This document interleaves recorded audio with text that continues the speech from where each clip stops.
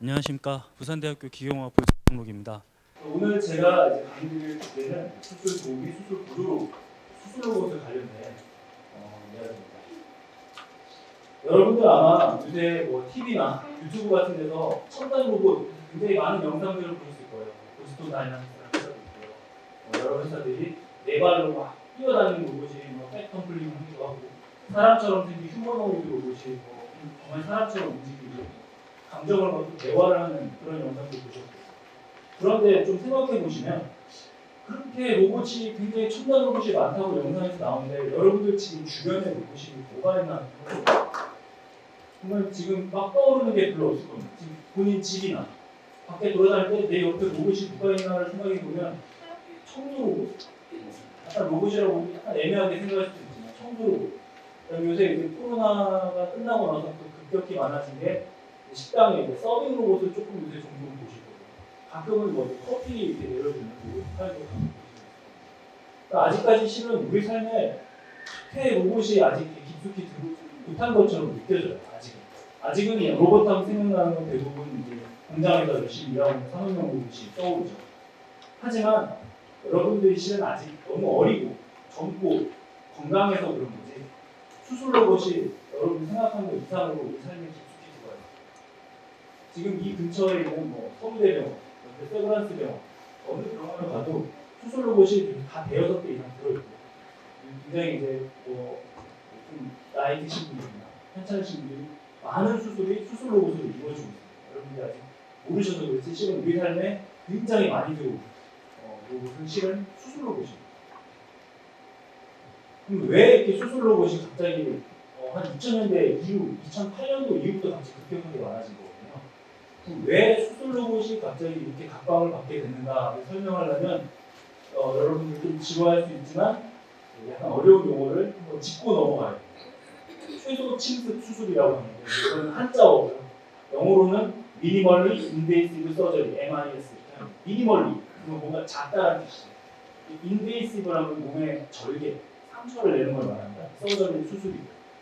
그러니까 지금 모든 현대 수술 기법은 최대한 사람 몸에 상처를 적게 내고 수술을 하는 방향으로 발전을 해나가고 있습니다. 이유는 원래는 개복 수술을 해왔습니다. 얼마 전까지 1980년대까지도 거의 다 개복 수술이었습니다. 개복 수술이라면 10개의 배복이니까 배를 열고 수술을 하는 거죠. 그럼 개복 수술을 하면 당연히 장점이 있습니다. 의사 선생님들이 환자의 병변을 한꺼번에 한눈에 다 볼 수 있고 구체적으로 두 눈으로 확실히 확인을 할 수 있고 그리고 전체를 아우르면서 수술이 가능하고 손으로 직접 만져가면서 수술하니까 이거 눌러보면서 어디 딱딱한 문제가 있구나 이런 것들을 쉽게 촉감으로 느낄 수도 있고요. 그다음에 막 굉장히 복잡한 수술도 자기가 손을 갖다가 몸 안에 집어넣어서 막 수술을 하니까 복잡한 수술도 얼마든지 가능했습니다. 근데 문제는 사람 배를 크게 가르면 이게 아무는 데 있어서 굉장히 시간이 오래 걸리고 환자는 굉장히 아픕니다. 그리고 나중에 흉터도 크게 남고 오리탕 같은 건 항상 이렇게 흉터가 남아있겠죠. 그 다음에 배를 많이 열고 수술을 하다 보니까 중간에 병균들이 들어오는 감염의 위험성도 있습니다. 그래서 1900 후반대부터는 복강경 수술이라는 걸 하게 됩니다. 몸에 완전히 열지 않고요. 구멍만 한 4개, 5개를 내고 그 구멍 안에 카메라를 집어넣고 수술 도구를 집어넣고 카메라에서 나오는 화면을 보면서 수술을 하는 거죠. 이렇게 하면 장점과 단점이 생깁니다. 장점은 당연히 이제 상처를 적게 구멍을 아주 살짝 내고서는 구멍 하나의 직경이 2cm, 20mm 더 많다입니다. 그리고 훨씬 굉장히 요만큼 상처를 내는 거죠. 그 수술 중에 혈액 손실이 당연히 감소됩니다. 완전히 가르지 않았으니까요. 그 다음에 피부, 근육, 우리 몸의 조직이 손상이 적겠죠. 상처가 적으니까. 그 다음에 구멍만 있으니까 밖에서 병균이 들어올 확률도 낮습니다. 감염의 위험도 적어지고요. 그 다음에 회복 시간, 고통 감소, 이거는 환자의 차원이죠. 환자가 입원했을 때 금방 몸이 회복되고 아프지도 별로 않습니다. 그 다음에 작은 절개로 흉터가 적게 남는 것도 굉장히 중요합니다. 특히 여성분들의 미용의 문제도 있기 때문에 흉터가 별로 남지 않아서 나중에 어디 가서 별로 티가 안 나니까. 이런 장점이 있는데 단점도 존재합니다. 단점은 뭐냐면 옛날에는 손으로 집어넣어서 수술을 하면 됐었는데 이제 구멍을 통해서 아주 길쭉한 수술도구를 집어서 수술을 하거든요. 길쭉한 수술도구가 반듯하게 생깁니다. 그러다 보니까 여러분들 아마 긴 젓가락으로 콩을 잡는다고 생각해 주시면 돼요. 굉장히 어렵죠. 그러니까 수술하기가 굉장히 어려워진 거예요. 그래서 의사 선생님들 중에서도 손재주가 좀 좋은 사람과 그렇지 않은 사람, 실력차가 좀 많이 생기기 시작하고, 그 다음에 보니까 또 공학, 뭐 이렇게 꼬맨다는 얘기입니다. 꼬매거나 뭐 복잡하게 뭐 이렇게 장기를 잘라서 이어붙이고 하는 그런 수술은 복강경으로 쉽지 않습니다. 수술 도구가 너무 한정적이고, 그다음 카메라로 구멍을 통해서 집어넣어서 배 안을 보기 때문에 넓은 부분을 한 번에 보기가 어렵습니다. 카메라로 잘 오른쪽 보면서 봐야 되거든요. 그러다 보면 이제 어떻게 보면 되게 중요한 어디 문제가 있었는데 그걸 못 보고 그냥 지나칠 수도 있는 거죠. 그런 단점들이 생깁니다. 또 네 번째로 마지막으로는 직접 손으로 만져서 하다가 길쭉한 수술 도구를 몸에 놓고 하다 보니까 직접적인 촉감을 느끼기 어려워요. 이런 복강경 수술에 어려움이 있었습니다. 그래서 이런 복강경 수술이 어렵지만 그래도 최소 침습 수술이라는 철학 아래 의사들은 어떻게 하면 환자들이 최대한 고통받지 않고 빨리 회복할 수 있을까라는 생각에 많은 수술들을 복강경 수술로 대체하고 있었죠. 단점을 갖고 있지만 어쩔 수 없이 의사들이 극복해야 될 문제예요. 그런데 로봇 수술이 나오면서 이 단점 중에 몇 가지를 로봇 수술이 없애줬습니다. 뒤에서 더 자세히 설명해 드리겠지만 수술 로봇들은 안에 관절이 있어요. 그래서 몸 안에 들어서 일반 그 복강경 수술 도구처럼 반듯하게 있는 게 아니라 안에서 막 움직일 수 있거든요. 그러니까 의사가 꼭 대복 수술하는 것처럼 배 안에 손을 집어넣고 수술하는 것처럼 자유롭게 움직일 수 있게 됐습니다. 그러니까 수술의 어려움이 이제 사라진 거죠. 그 수술 난이도가 증가하여 어떤 의사의 실력에 따라서 오락가락하는 수술을 이제 뭔가 좀 평준화할 수 있고요. 그다음에 로봇이다 보니까 안에 의사 선생님 중에도 어쩔 수 없이 사람이라는 게 손이 약간 떨거든요. 그 손발림 같은 게 있어가지고 그거에 또 차이에 따라서 이 사람은 잘하는 못하는 이랬는데 로봇은 그런 손발림 같은 것도 다 필터링 해주고 없애줍니다. 그래서 약간 실력차를 줄여주는 거죠.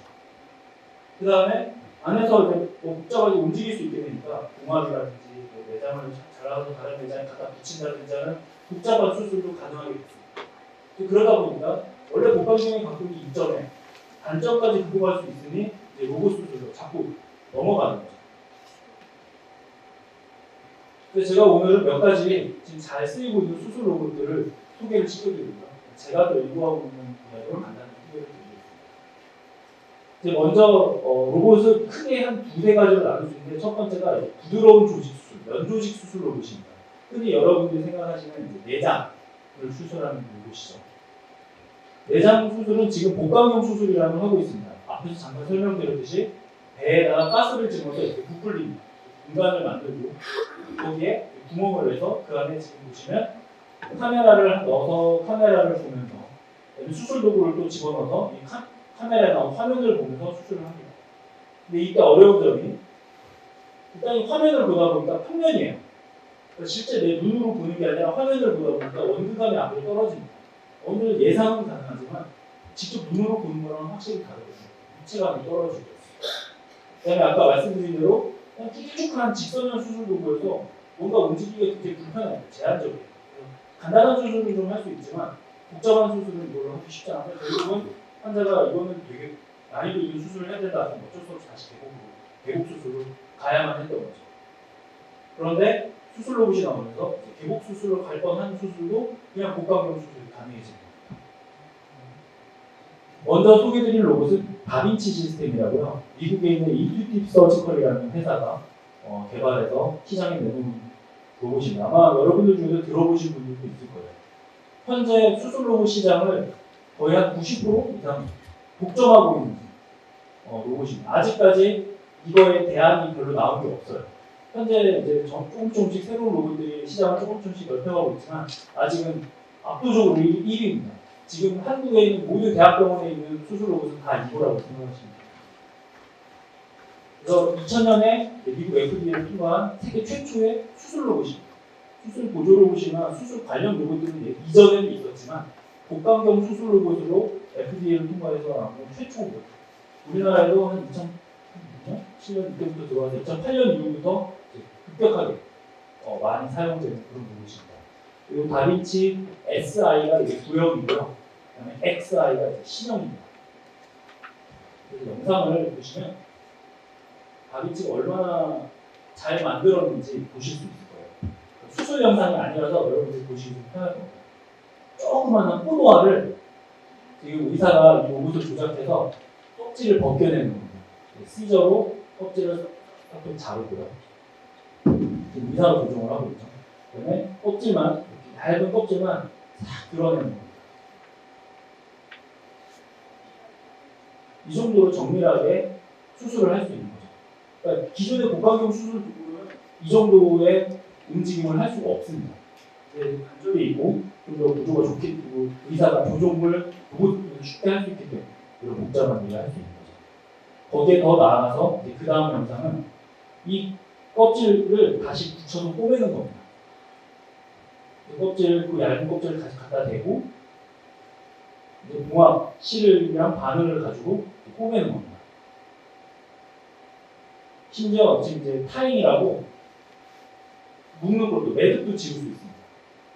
그러니까 복강경 수술이 아닌 복강경 수술은 잘 하지 못했던 개복 수술에서 했던 모든 프로시저를 그대로 로봇으로 재현을 할 수 있는 거죠. 이런 기능이 있다 보니까 지금 많은 복강경 수술을 로봇 수술로 대체하고 있고 개복 수술로 갈 것도 그냥 로봇 수술로 하고 그래서 이제 많은 분들이 좀 고통이 덜하게 큰 수술을 받을 수 있는 일이 이제 일어나고 있습니다.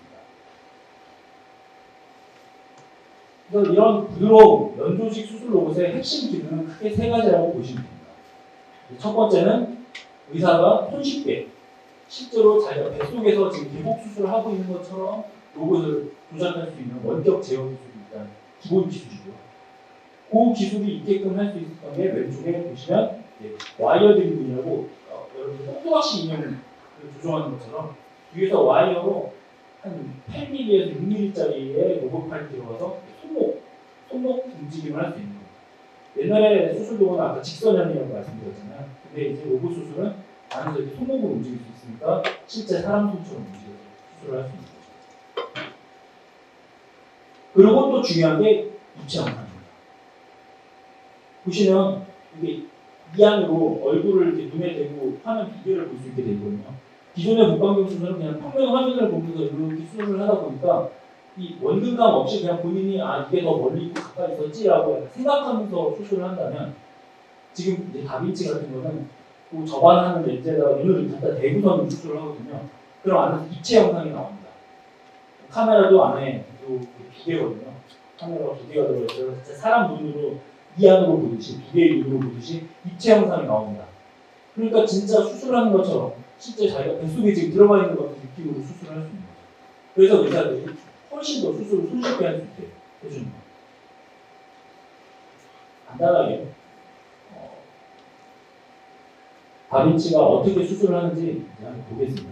그리고 복강경 수술이라서 여러분이 크게 이렇게 징그럽게 보이실 일은 없을 거예요. 왜냐하면 배를 완전히 열지 않거든요. 보시면 로봇을 환자한테 이렇게 가까이 간 다음에 환자한테 구멍을 뚫고 거기다가 수술도구를 넣었습니다. 그리고 지금 의사는 조종관 안에 앉아 있는 거죠. 이게 지금 조종관에서 의사가 보는 화면입니다.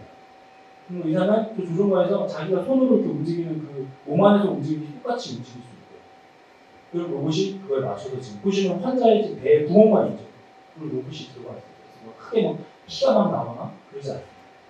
심지어 스케일러블 기능이라고 움직임의 그 크기를 배율을 조정할 수 있습니다. 그래서 제가 10을 움직이면 로봇은 1번 움직여요.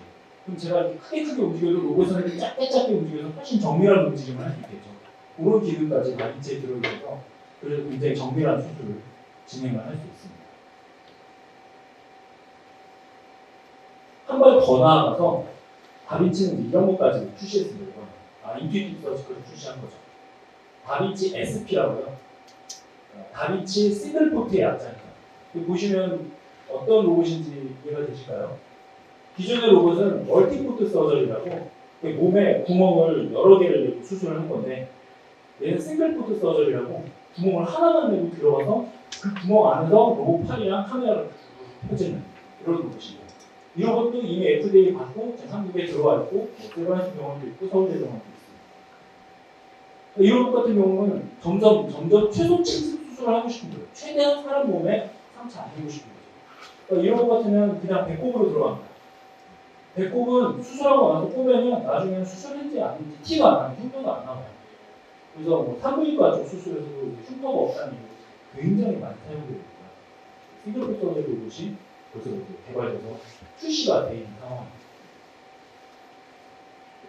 꼰대 같은 느낌으로 양쪽 팔을 펼칩니다. 그 다음에는 아직은 이제 많이 개발돼서 아직 시장에 나오진 않았지만 연구가 많이 되고 있는 부분이고 현재 제가 연구하고 있는 부분이기도 합니다. 이번에는 이제 유연한 수술, 플렉서블한 수술로 있습니다. 그러면 이제 더 이상 절개할 필요도 없이 목구멍으로 들어가거나 콧구멍으로 들어가거나 뭐 이런 식으로 들어가서 더 이상 상처 없이 수술을 하고 싶은 거죠. 그러려면 로봇이 유연하게 뱀처럼 막 이렇게 기어 들어가야 돼가지고 안에서 그 와이어를 갖다가 조종하는 게 굉장히 어렵습니다. 예를 들어 오른쪽 지금 영상처럼 히스테리시스라는 현상이 크게 발생합니다. 히스테리시스는 나중에 여러분들이 이제 물리나 이런 것까지 나중에 크게 배우겠지만 지금은 간단히 이해하시면 앞으로 갈 때랑 뒤로 갈 때랑 다른 거예요. 그러니까 앞으로 갈 때는 뒤로 갈 때랑 같아야 제가 앞으로 갔다가 뒤로 오면 제자리에 오겠죠. 근데 히스테리시스라는 게 생기면 앞으로 갔다가 뒤로 오면 자기 자리로 못 오고 어딘가 덜 가는 거예요. 그러면 이게 제대로 제어가 안 되거든요. 그러니까 사람이 이제 로봇팔을 조종을 하는데 자 갔다가 와 그런데 로봇이 이렇게 갔다가 여기밖에 안 오는 거예요. 그럼 이게 굉장히 골치 아프죠. 이런 것들을 어떻게 없애고 제어할 것인가 그런 것들을 이제 제가 지금 연구를 하고 있습니다. 이제 다음에 이제 소개드릴 로봇은 여기까지는 면조직, 그러니까 부드러운 조직을 수술하는 로봇이고요. 다음에 소개드릴 로봇은 경조직 수술, 단단한 조직을 수술하는 로봇입니다. 우리 몸에 단단한 조직은 어디 있어요? 뼈죠. 그래서 지금 제일 많이 경조직 수술 로봇이 많이 쓰이는 곳은 슬관절 전치관절입니다. 어렵죠? 슬관절, 슬이라는 게 무릎을 뜻하는 한자예요. 슬관절이 무릎 관절이고요. 전치관술, 전은 전체 할 때 전체, 치관술은 바꾼다는 뜻입니다. 그래서 토탈 니 아트로플라스티라고 하는데 한마디로 무릎 관절을 몽땅 인공 관절로 갈아 끼우는 수술입니다. 현재 이제 우리나라 고령화 문제가 굉장히 많이 되고 있죠. 근데 이런 관절염은 실은 피할 수 없어요. 나이 들면 점점 심해지는 건 어쩔 수 없습니다. 근데 최대한 약물로 이제 없애는 쪽으로 노력을 하지만 도저히 이제 약물로 더 이상 안 된다 싶으면 지금 저 맨 왼쪽에 있는 그림처럼 관절에 염증이 하도 많아서 연골도 다 없어지고 뼈 자체에도 변형이 생겨서 이제 걸어다니기 엄청 아파요. 이제 이럴 때는 어쩔 수 없이 인공관절 수술을 합니다. 인공관절 수술을 어떻게 하는지 기존의 방법을 보면 이렇게 합니다. 관절에 인공관절을 끼워 넣었으면 나중에 딱 끼워 넣어서 다시 봉합을 했을 때 실제 원래 관절이랑 같아야 되잖아요. 만약 각도가 잘못 들어가면 원래 사람 다리는 요래야 되는데 X자 다리가 되거나 O다리가 되거나 그러니까 이제 수술 후에 다리가 각도가 이상하게 벌어질 수 있겠죠. 그럼 걸음걸이도 이상할 거고 인공관절을 했는데 또 아프고 심지어 잘못 수술된 인공관절이 자꾸 마모돼서 인공관절의 수명도 깎아먹습니다. 그러면 또 수술을 해야 돼요. 그럼 아까도 말씀드린 연로하신 분들이 수술을 했는데 그걸 또 한다. 그럼 몸에 굉장히 부담이 많이 되거든요. 그래서 정확한 각도, 정확한 위치에 수술을 하는 게 굉장히 중요합니다. 그런데 사람 손으로 그렇게 하기가 쉽지 않잖아요. 그래서 이 가운데 있는 게 보면 뭐냐면 자대고 칼로 자르는 거죠. 그거랑 같은 거라고 생각하시면 됩니다. 뼈에다가 지그라고 하는 뼈덩어리를 뼈에다가 구멍을 내서 박아놓고요. 그리고 이게 슬릿이라고 자처럼 공간이 있습니다. 거기다가 톱을 집어넣어서 싹 자르는 겁니다. 그래서 다음 자리로 또 구멍 내서 위치를 바꾸고 거기다 또 대고선 이렇게 자르는 겁니다. 그러면 이제 반듯하게 각도를 맞춰서 자를 수 있겠죠. 대신 뼈의 구멍을 아주 많이 내게 됩니다. 그러니까 미니멀리 인베이시브 서저리, 최소 침습 수술이 어떻게 비교되는 거예요. 자꾸 뼈에다가 뭔가 상처를 낸 거예요. 그러니까 최대한 그러지 않고 싶은 거예요. 왜냐면 아무리 자르대고 잘라도 저 지그를 대는 위치조차도 사람이 잘못하면 이게 안 삐뚤어지죠. 어떻게 하면 이걸 정밀하게 잘 자를까? 이런 고민을 해서 나온 로봇이 마포 서전이라는 로봇인데요. 이거 말고도 실은 몇 개 더 있습니다. 그래서 아까 연조직 수술 로봇은 다빈치라는 게 거의 90% 시장을 독점하고 있다고 했는데 이거는 그 정도까지는 아니에요. 그래도 이것도 거의 한 90에서 10% 잡고 있을 겁니다. 다른 비슷한 로봇도 좀 있습니다. 마코 로봇이라고요. 스트라이커라는 회사는 여러분들 아마 눈썰미가 좀 있으신 분들은 병원에 가면 이렇게 지나가다 보면 보이는 마크예요. 아주 유명한 그 글로벌한 의료기기 회사입니다. 기계도 팔고 임플란트도 팔고 다양한 의료용품을 파는 회사인데 그 회사가 로봇을 하고 싶어서 마코 서저리라는 로봇 회사를 인수합병 회사를 통째로 산 거예요. 그래서 이제 자기네들 인공관절에다가 로봇이 하나 세트로 팔고 지금 쓰고 있는 거죠. 이것도 지금 현재 우리나라에 많이 들어와 있습니다. 대학병원이 아닌 좀 중소형 그냥 그 정형외과 병원도 갖고 있습니다. 지나가다 보면 여러분 지하철이나 버스에 광고돼 있는 거 보셨을 수 있을 거예요. 저희 병원은 로봇 수술기로 수술을 합니다. 써 있는 광고 문구 보셨을 텐데 그런 게 이제 이 로봇입니다. 이 로봇은 이제 영상을 보시면 환자한테 먼저 아픈 환자를 먼저 MRI나 CT를 찍으면 이 환자의 뼈 상태를 알 수 있습니다. 뼈 위치랑 뼈 모양이랑 상태를. 그거를 따와서 어떻게 수술할지 의사가 계획을 세웁니다. 여기 자르고 여기 자르고 여기 잘라야겠다. 그러면 이제 실제 환자를 수술대에 눕혀놓고 이제 다리를 가르면 제가 컴퓨터 안에 들어온 뼈의 형상과 이 뼈랑 이제 맞춰야겠죠. 위치를. 로봇이 느끼기에도 여기가 지금 어디 몇 밀리고 여기가 몇 밀리구나라고 정합이라는 걸 시킵니다. 그 다음에 이제 유도, 내비게이션이라는 걸 해서 원하는 데만 뼈가 잘라지게 로봇이 도와주는 거예요. 근데 이 로봇은 자동으로 뼈를 자르는 게 아닙니다. 사람이 로봇 팔을 잡고선 자르는데요. 이쪽으로 자르기로 계획된 데는 툭툭 잘리고요. 만약 의사가 딴 데로 약간 삐뚤어서 자르려고 하면 로봇이 별로 그 방향으로 안 가는 거예요. 그러니까 로봇이 하라는 대로만 잘 자르면 이제 원래 계획된 대로 정확하게 뼈를 잘라놔서 인공관절을 삽입할 수 있겠죠. 그런 기술을 가지고 있는 로봇입니다. 의사가 손으로 잡고 있게 한 이유는 자동으로 하다 보면 혹시 로봇이 막 잘못 움직임을 하거나 하면 이제 큰일 날 수 있잖아요. 의사로서의 책임 이런 문제도 있는데 의사가 로봇을 잡고서는 수술을 하는 문제입니다.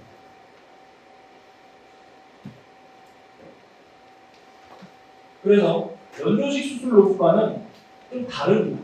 연조식 수술 로봇은 핵심 기능이 아예 다릅니다. 아까 연조식 수술 로봇은 어떻게 하면 영상으로 입체 영상이 잘 보이고 안에서 관절이 들어가서 내가 움직이는 대로 이렇게 들어가서 부드럽고 센서티브하게 잘 움직이다가 부드럽고 아주 민감하게 내가 하라는 대로 약간 똑똑이 인형을 조종하지 잘 움직일까가 연조식 수술 로봇의 기능이라면 경조식 수술 로봇은 약간 다릅니다.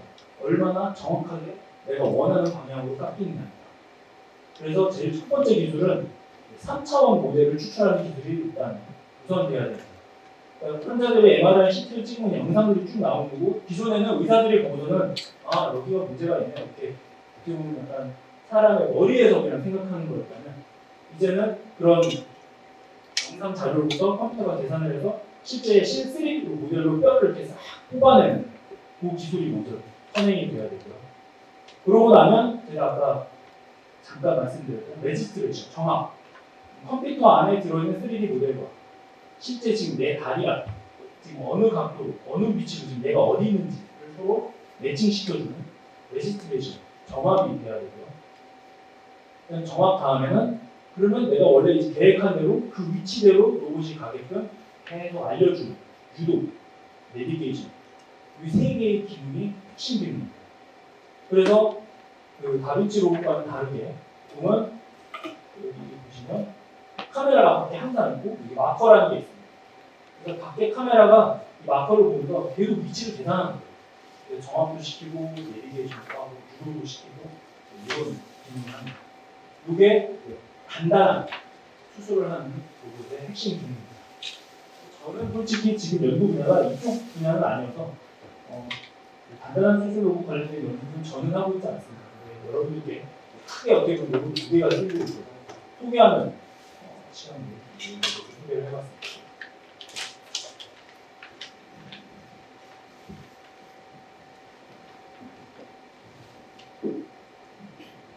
그 다음에 소개드릴 거는 어떻게 보면 제가 요새 주로 연구하고 있는 거라서 약간 좀 다른 개념의 로봇입니다. 수술 보조 협동 로봇입니다. 요거는 이제 약간 개념이 다른데요. 여태까지 이제 수술 로봇 하면 지금 아까 보여드렸던 다빈치 로봇처럼 의사 선생님은 여기 조종기에 앉아 있고 환자는 여기 누워 있고 환자 위에서 로봇이 이제 수술을 하는 이런 형태입니다. 그러다 보니까 의사가 환자로부터 좀 떨어져 있어요. 어쩔 수 없이 옆에 있어요.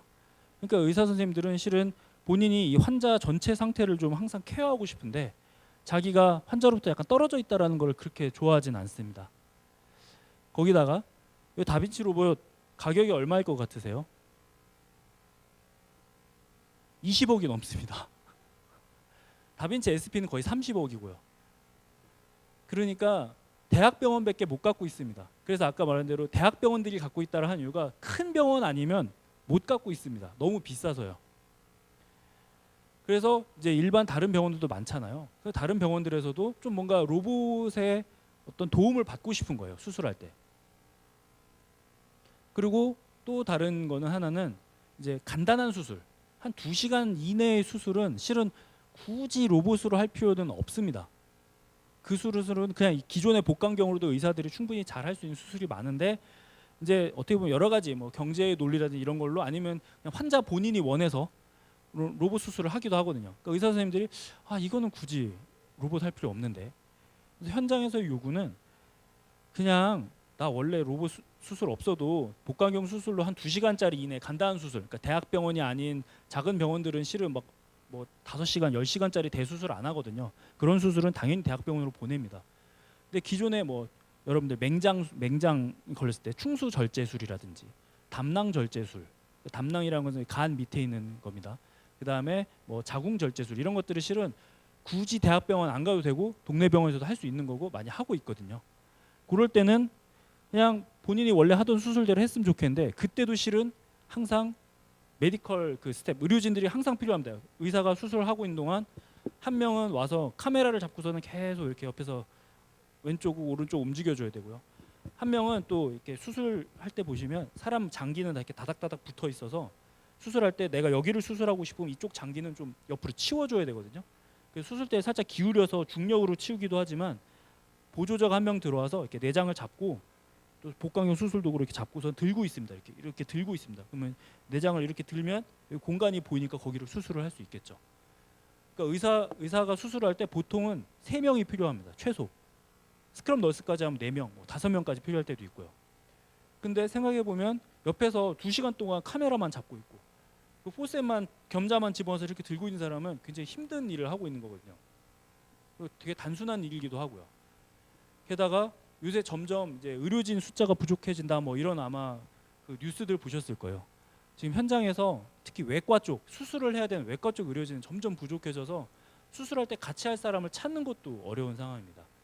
그래서 이런 것들을 좀 로봇이 도와줬으면 좋겠다. 그러니까 현장의 요구고 이제 저한테 어떤 이제 벤처기업 그다음에 그 의대 교수님이 찾아오셔서 이거 좀 같이 개발해보자. 그래서 저는 이제 요 연구를 좀 하고 있습니다. 그래서 어떤 작은 병원에서도 아까 1억 이상이라고 했는데 1억 이하의 가격으로 좀 싼 가격으로 로봇이 들어가서 의료진의 좀 수고를 덜어주는 정도. 예. 그러니까 다빈치처럼 막 수술을 하는 건 아닙니다. 그래서 수술 보조 협동 로봇이라는 얘기는 수술을 도와주고 의사랑 같이 이 수술대 위에 같이 공존하는 로봇.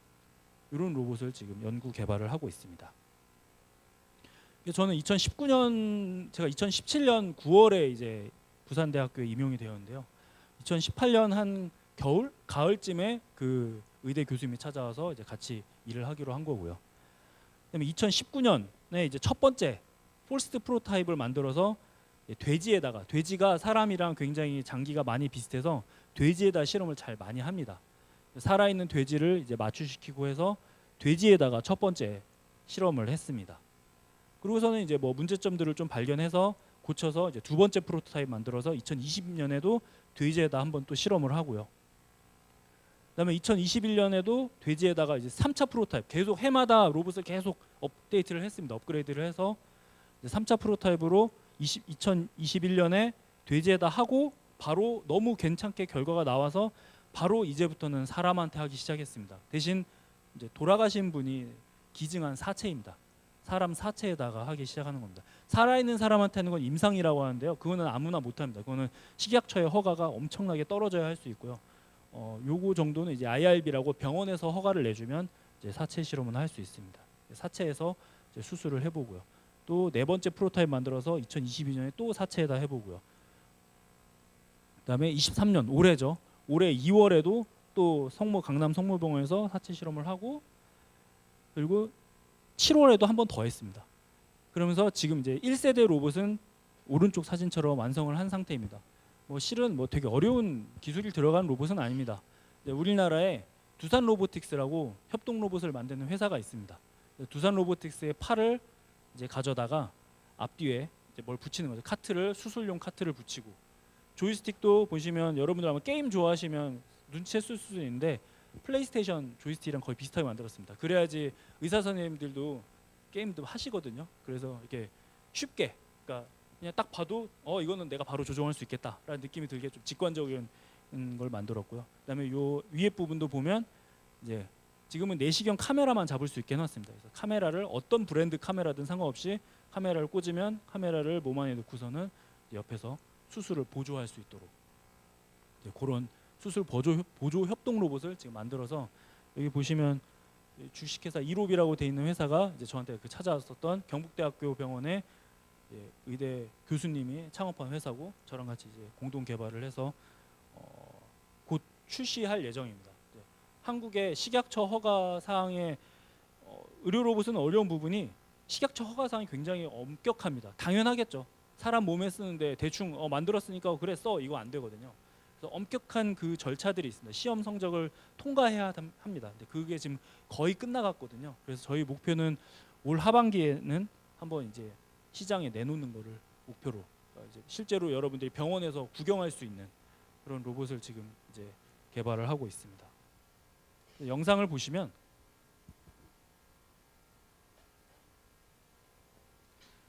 이렇게 화면에 각 수술에 맞는 로봇의 어떤 위치와 자세를 저장을 해놓습니다. 그래서 클릭하고서는 누르면 이제 그거에 맞도록 로봇이 쭉 움직입니다. 그래서 자세가 되면 지금 여기 보시면 다 이제 의대 교수님들이랑 지금 공대 저희 연구실 학생들과 저랑 같이 이제 하고 있는 건데요. 그럼 사람 몸이 지금 이제 여기 돌아가신 분 사체가 누워 있으면 거기에 로봇을 장착하고 카메라가 쭉 들어갑니다. 그리고서는 지금 이제 수술을 하고 있는 영상입니다. 자, 이 영상을 잠깐 멈추고 설명을 드리면 지금 이 영상은 히스테렉토미, 그러니까 자궁 절제술입니다. 자궁 절제한 수술인데 보통 자궁 절제술을 할 때는 지금 요 분은 스크럽 널스라서 이제 실제 수술을 하진 않고 이렇게 도구를 건네주시는 분이고요. 실은 수술을 할 때 3명이 필요합니다. 여기 지금 이분이 이제 서전 수술을 하고 계시죠. 지금 수술 도구 2개를 넣고 서전이 있고 어시스트가 2명 붙습니다. 그래서 한 명 어시스트는 이제 진로에서 자궁에 요만한 풍선 같은 걸 집어넣어서 자궁을 움직여줘야 됩니다. 그래야지 수술하는 부위가 보이게끔 뭐 자궁의 왼쪽을 좀 보여줘 그러면 이렇게 왼쪽을 보여줘 오른쪽을 보여줘 이렇게 자궁을 움직여주는 어시스트가 하나 붙고 그다음에 어시스트가 하나 더 붙어서 그 어시스트는 카메라 넣고 이제 카메라를 계속 조작을 해줘야 되는 겁니다. 그러니까 수술하는 의사 1명에 어시스트 2명이 붙어야 되는데 지금 보시면 의사 1명에 어시스트 1명만 있죠. 1명이 이제 자궁 그 조종 기구를 집어넣어서 자궁을 움직이면서 동시에 저희 로봇 조이스틱을 가지고서는 저희 로봇이 여기 있죠. 로봇에서 카메라가 들어가서 이제 카메라를 보여주고 있는 겁니다. 그래서 원래는 3명이서 수술해야 될 거를 이제 2명만이 있어도 수술을 할 수 있게 되는 이런 효과를 저희가 이제 만들어서 계속 보이고 있습니다. 여기서 이제 조금 더 나가서 제가 지금 연구를 하고 있는 부분은 이제 인공지능을 활용하는 겁니다. 좀 아까 영상에서 보였듯이 결국 근데 저희 로봇을 조작하려면 한 명이 조이스틱을 막 만지고 있잖아요. 실은 기존의 다른 로봇들 중에는 음성 인식 로봇도 있고요, 페달도 있습니다. 음성 인식은 여러분들 집에 아마 뭐 그 음성 인식하는 스피커들 아마 있으실 거예요. 말 잘 들어요? 잘 못 알아듣죠? 보면 이상한 소리도 하고 로봇도 마찬가지입니다. 이렇게 생각보다 잘 못 알아들어요. 그러니까 의료용으로 쓰기에는 약간 불안한 거죠. 페달은 의자에 앉아서 수술하면 괜찮지만 서서 이 페달을 이렇게 움직이면서 하는 건 굉장히 어렵습니다. 그래서 저희가 지금 하고 있는 거는 인공지능을 활용해서 그냥 수술 도구를 인식하고 따라가면 그럼 조이스틱 따로 없이 그냥 어차피 의사가 수술할 때 수술 도구가 몸 안에 들어가 있으니까 이걸로 조종을 할 수 있지 않을까, 요 컨셉으로 연구를 하고 있고요. 그러면 아예 솔로 서저리도 가능하겠다. 그냥 의사가 혼자 수술하고 카메라도 의사가 조종하고 카메라를 계속 움직이진 않거든요. 그러니까 의사가 이렇게 수술하다가 이제 페달을 하나 딱 밟고 원래 수술하던 수술 도구를 몸 안에서 야 오른쪽 오른쪽 이렇게 움직이면 로봇이 오른쪽으로 쭉 따라만 주고서는 다시 페달 탁 밟고 고정해 놓고선 또 수술하다가 왼쪽을 좀 봐야겠는데 그럼 한 페달 누르고 야 이쪽으로 그럼 이렇게 좀 따라가는 그러니까 따로 조이스틱 없이 그냥 양손은 항상 수술 도구를 갖고 있는 상태로 수술하는 그런 거를 하려고 하고 있습니다. 그래서 지금 이게 실제 그 담낭 절제술 영상인데요.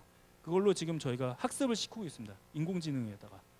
그럼 지금 보시면 지금 네모 박스가 계속 따라다니죠. 수술 도구를.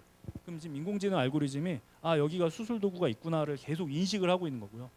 그다음에 이제 추적 알고리즘이라는 게 있습니다. 그래서 인식한 거를 계속 따라다니도록. 그럼 지금 잘 따라다니고 있죠. 그러다 보면 가끔 인식이 잘 안 되거나 뭔가 이제 아무래도 이 컴퓨터 알고리즘이다 보니까 오류라는 게 있을 수 있습니다. 이제 그럴 때는 이제 빨간색으로 이제 나 몰라 로스가 딱 뜨는 겁니다. 못 알아챘어. 하지만 추적 알고리즘이라는 게 있어서 이 전에 어떻게 움직여 왔는지는 아니까 그걸 부드럽게 계속 이어줍니다. 그래서 갑자기 막 화면이 이상하게 확 이렇게 움직이지 않도록 안전하게 움직이도록 해주는 알고리즘이죠. 그래서 좀 요거를 저희가 지금 학습을 시키고 있고요. 그래서 그걸 바탕으로 지금 실험실 수준에서 간단하게 지금 실험 중입니다.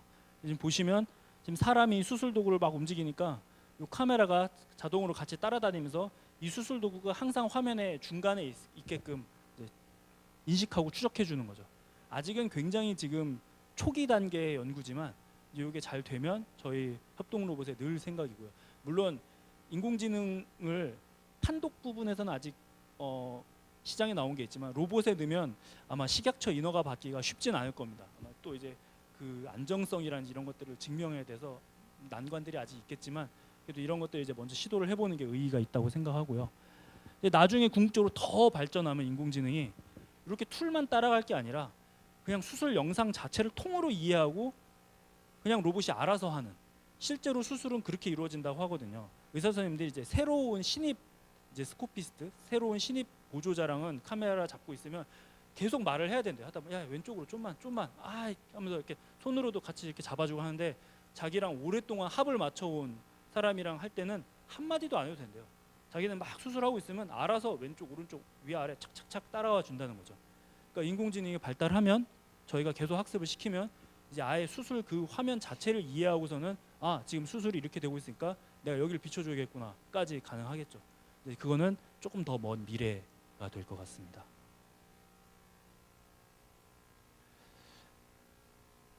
이제 여태까지는 지금 제가 하고 있거나 아니면 이미 기존에 나와 있는 로봇들을 소개를 해드린 거고요. 지금 요새 막 핫하게 막 연구되고 있는 것들은 뭔가 이런 것들 여러분들께 좀 미래에는 어떤 것들이 연구되는지 좀 간단하게 소개를 드리고 싶습니다. 첫 번째는 요새 AI가 너무 좋아져서 제일 AI랑 궁합이 좋은 게 영상입니다. 화면입니다. 저도 결국 지금 아까 화면에서 카메라 따라가는 걸 하고 있듯이 그 수술 도구 따라가는 걸 하고 있듯이 어떻게 하면 영상 내에서 그리고 항상 수술할 때는 복강경 카메라가 들어가 있거나 아니면 MRI, CT 장비로 뭘 찍기 때문에 의료 환경에서는 제일 많은 게 영상 데이터입니다. 이 영상 데이터를 어떻게 인공지능이랑 잘 합쳐서 의사한테 좋은 정보들을 줄지. 그러니까 이제 의사들의 실력의 편차가 줄어드는 시대가 오는 겁니다. 옛날에는 이 사람이 명의 잘하는 사람, 이 사람은 좀 아직 경험이 부족한 건데 그럴 필요가 없이 이제 AI가 계속 서포트를 해주니까 모두가 명의가 될 수 있는 거죠. 그런 도와주는 서포트 시스템들이 계속 연구되고 있고요. 오른쪽처럼 굉장히 어려운 기술인데 딱딱한 조직은 그래도 뭐 3D 모델링에서 갖다 붙이는 게 어렵지 않은데 이런 부드러운 조직에서 이 안에 보면 혈관, 신경, 림프 이런 게 들어있는데 실은 의사들은 자기네들이 학교에서 배웠던 해부학적 지식을 바탕으로 눈에는 안 보이지만 안에 여기쯤에 혈관이 있지 하고선 피해서 자르고 아니면 여기에 림프가 있지 하면서 거기를 자르든지 그러니까 지식에 의존해서 하고 있는 거거든요. 그러다 보니까 이제 마진 그러니까 어떤 여유를 두고 자르든지 뭔가 그 사람의 실력 같은 게 드러나는 거죠. 근데 이런 식으로 이제 실제 이 안에 혈관과 림프 같은 게 어떻게 지나가는지를 같이 AR로 같이 겹쳐서 보여주면 이제 의사가 수술하면서도 여기 뭐가 있지 하면서 명확히 알고 피해 간다든지 아니면 그것만 자른다든지 할 수 있는 겁니다. 지금 보시면 사람이 당기면 혈관도 같이 이렇게 부드럽게 움직이죠. 이거 실시간으로 하는 거 굉장히 어렵습니다. 아직 제대로 안 되고 있고요. 이런 것들이 이제 앞으로도 연구돼서 그러니까 어떻게 우리가 더 이제 신뢰할 수 있는 거죠, 의사들을. 의사들이 이제 모든 걸 보고 도움을 받으면서 수술을 할 수 있는 그런 시대가 되게끔 계속 연구가 되고 있습니다. 또 하나는 이제 인터페이스인데요. 인터페이스라는 건 결국 조작하는 사람의 조종기 말씀드리는 겁니다. 여러분들 아마 게임기 좋아하시는 게임기도 게임기 조이스틱을 뭘 사냐에 따라서 그 게임에 맞는 걸 하잖아요. 비슷합니다. 그러니까 로봇도 어떻게 하면 이 수술 로봇을 의사가 편하게 조작할까? 이런 것들을 어떻게 하면 의사가 별로 훈련 안 해도 바로바로 이거 보면 바로 하겠네 하면서 이렇게 쉽게 할까? 그다음에 한 10시간씩 수술을 해도 뭐 손이 안 아파. 좀 편해. 눈도 안 아파. 예, 이런 그러니까 인터페이스를 어떻게 편리하게 할까? 이런 기술이 요새 많이 각광받고 있습니다. 이유는 실은 로봇 그 안에 몸 안에 들어가 있는 로봇 기술은 이제 거의 할 수 있는 최대한 발전을 했어요. 물론 이제 누군가 또 그걸 업그레이드하는 시기가 올지 모르겠지만 지금 그 기술은 거의 비슷비슷합니다. 어느 나라 어느 회사건. 근데 그거를 의사가 어떻게 조종하느냐는 이제 완전 다른 얘기거든요. 그러니까 결국 시장에서 성공하는 거는 의사가 써봤더니 이거 편하네. 난 이게 더 좋아. 그래야 성공하는 성공하는 게 될 수 있기 때문에 이 인터페이스 부분이 굉장히 지금 많이 연구가 되고 있고요. 또 하나 아까 해결되지 않은 그 로봇 수술을 하면 복강경 수술의 단점 2개는 지웠지만 해결 못한 부분이 촉감이었죠. 개복 수술에서는 내가 진짜 만져보는 이 촉감이 있었는데 복강경은 못한다였는데 아직 수술 로봇 못합니다. 다빈치도 아직 못하는데 지금 이제 약간 비슷하게 하는 게 나오기도 했고요. 더 정밀하게 그러니까 잡았을 때 느낌이 나는 기술들이 연구되고 있고 발표되고 있습니다. 그래서 이제 의사가 그 조종관에 앉아서 이렇게 만졌을 때 뭔가 얘는 좀 부드러운데 얘는 딱딱한데 이거를 손으로 느낄 수 있도록 하는 이런 기술이 지금 계속 개발되고 있습니다. 이제 마지막으로는 다변화입니다. 지금 있는 로봇들은 이렇게 몇 개 정해져 있어요. 지금 복강경 수술하는 로봇, 아까 무릎 관절 수술, 그 무릎 관절 수술하는 로봇은 무릎 관절에 힙관절 2개밖에 못합니다. 무릎이랑 여기 고관절 2개만 할 수 있고 다른 수술 못합니다. 그다음에 척추 수술 로봇이 있고요, 뇌 수술 로봇이 있습니다. 다 그냥 딱 정해져 있습니다. 할 수 있는 게. 근데 그거 말고도 지금 사람의 수술할 곳은 너무 많잖아요. 뭐 코로 들어가서 지금 뇌 수술을 할 수도 있고 지금 여기처럼 안구 수술도 있고. 그러니까 해야 될 수술이 아직 많습니다. 근데 아직 그런 로봇이 그만큼 많이 아직은 개발이 안 됐고, 그러니까 개발은 되고 있지만 시장에 나와 있지 않거든요. 그래서 이런 이제 다변화가 지금 이루어지고 있습니다. 제가 최근에 5월에 이제 아이크라라고 저희 로봇 쪽에 최고 그 권위 있는 학술 대회 영국에서 열렸을 때 갔는데 거기서도 의료 로봇 세션을 갔더니 지금 제일 많이 발표되고 있는 게 안구 수술 쪽이었습니다. 특히 우리나라뿐만 아니라 전 세계가 고령화 또 이슈가 있기 때문에 백내장, 녹내장 이쪽이 또 이슈거든요. 이런 것들을 어떻게 하면 안전하게 잘 수술을 할 수 있는가가 다들 중요한 포인트이기 때문에 이 안구 수술 로봇이 굉장히 요새 많이 활발하게 연구가 되고 있는 걸 직접 확인을 하고 왔었습니다. 그 다음에 이건 이제 양광종 교수님이라고 그 의료 로봇 쪽에 중국인 교수입니다. 굉장히 대가가 어떤 그 논문에 발표한 그림인데요. 이제 수술 로봇도 결국 궁극적으로는 자율 수술 로봇도 갈 거라는 이야기입니다. 실은 이 표는 여러분들 뭐 학생분들 중에도 자율주행 자동차 관심 있는 사람들은 그 표랑 똑같습니다. 예. 그래서 스텝 제로는 노 오토노미. 아예 자동이 없다. 지금 다빈치 로봇은 스텝 제로라고 보셔도 됩니다. 의사가 움직이는 대로 로봇이 그대로 움직이는 거예요. 실은 스스로 하는 게 1도 없습니다.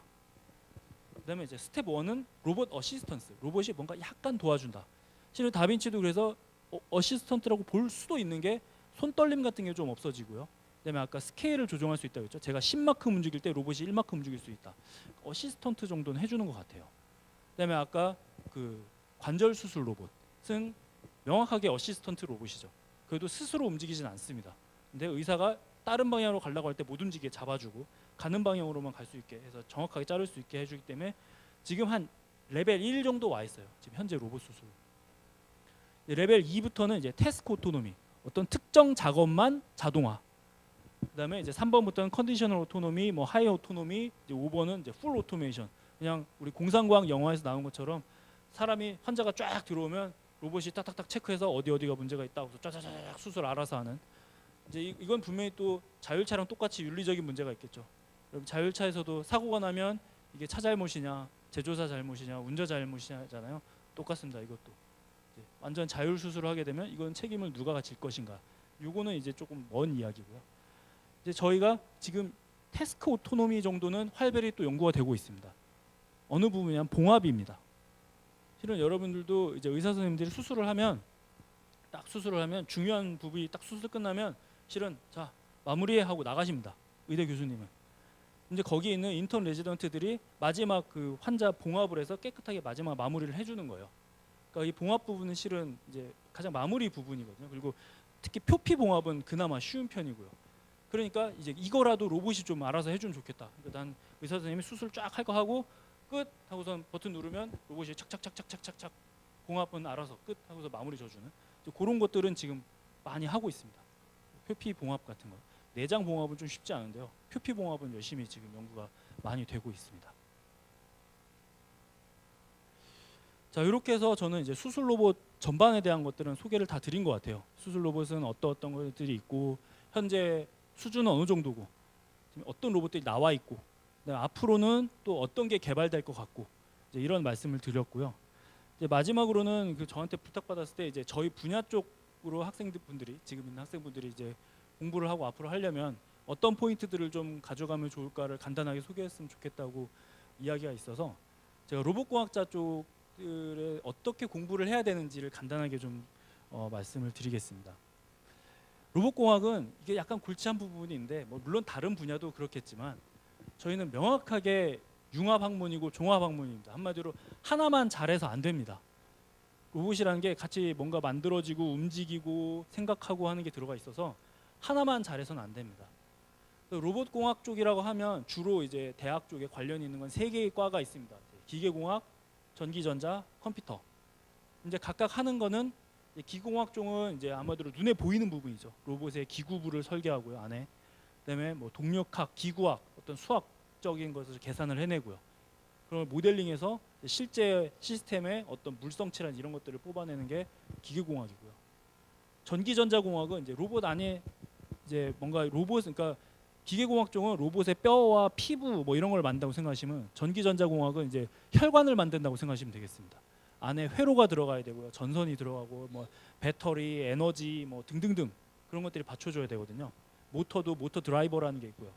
그래서 어떤 로봇의 동작 시스템 회로 설계가 들어가야 되는 게 이제 전장 부분에서 전기전자과고요. 이제 컴퓨터공학 쪽은 이제 두뇌라고 생각하시면 되겠죠. 그래서 로봇이 돌아가기 위한 프로그래밍이 들어가야 되고 제어 소프트웨어 같은 걸 넣어줘야 되고요.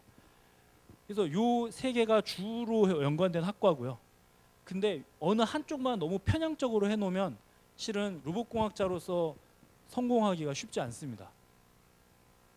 로봇공학자가 되려면 나머지 분야도 어느 정도는 알아야 돼요. 물론 각 전문가들이 있기 때문에 모든 걸 전문가처럼 할 수 없겠죠. 모든 걸 전문가처럼 하면 여러분들 그 영화에 나오는 이제 아이언맨, 뭐 토니 스타크 같은 사람은 이제 이걸 다 아는 사람 같고요. 영화에나 나오는 사람이고요. 보통은 무언가 하나에 뿌리를 두고 나머지는 이제 어느 정도만 이해하는, 어느 정도는 알고 있어야 그래야지 이 일 돌아갑니다. 이게 좀 융합학문이라는 게 참 그 어려운 부분이기도 하고요. 그러니까 여러분들이 좀 다방면으로 좀 관심을 가져주셔야 되고요.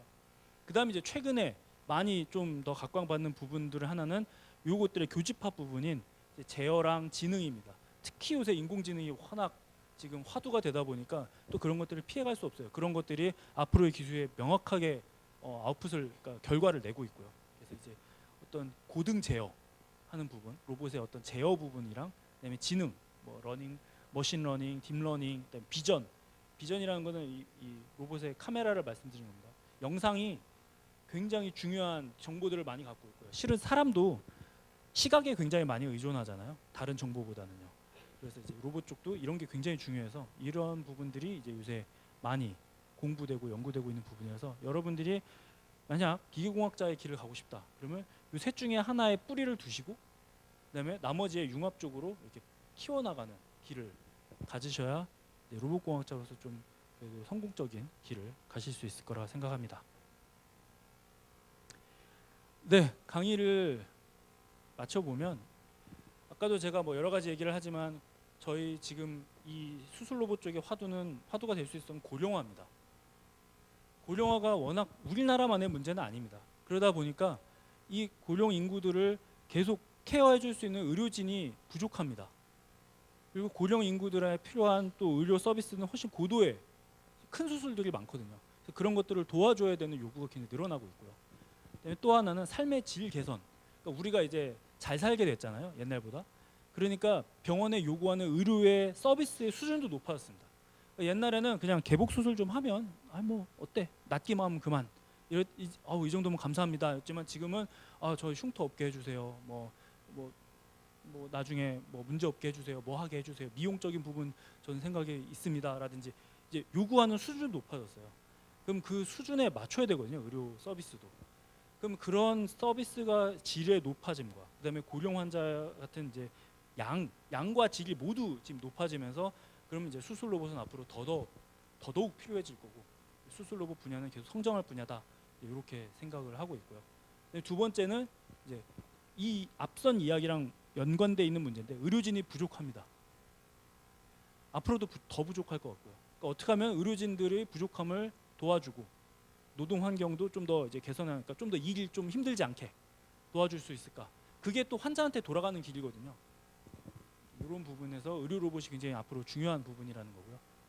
근데 수술 로봇은 아직은 초기 단계입니다.